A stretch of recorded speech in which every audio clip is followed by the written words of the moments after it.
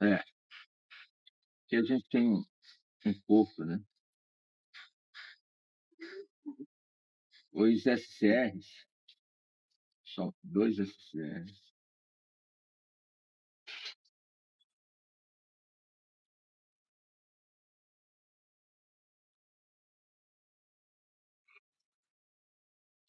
Bem, esse aqui está em curto. Aqui ele não pode dar nada, né? Dentro. Que nós temos outro aqui igual.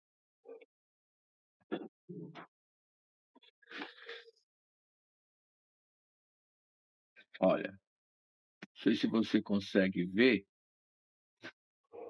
pino 1 e pino 2 não pode dar nada. Aqui entre pino 1 e pino 3 é para dar mais ou menos 63 ohms, né? 63 ohms.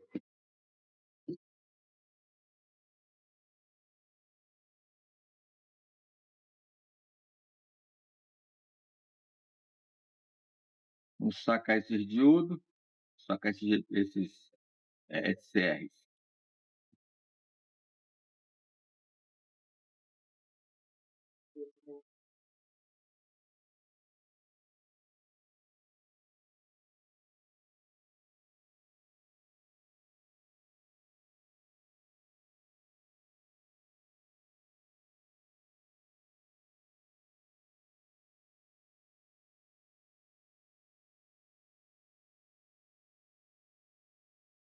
Quando a gente fizer um teste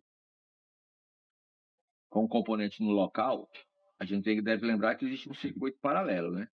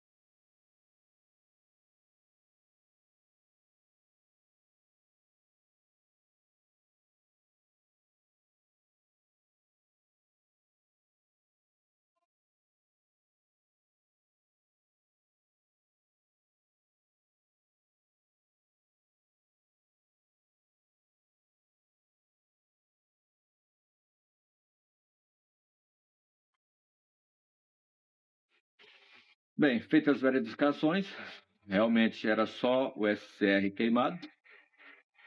Vamos fazer a montagem e partir para o abraço.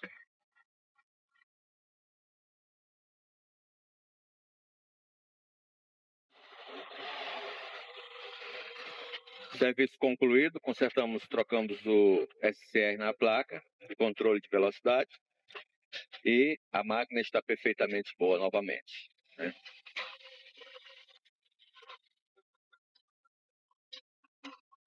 Essa foi o conserto da Bambose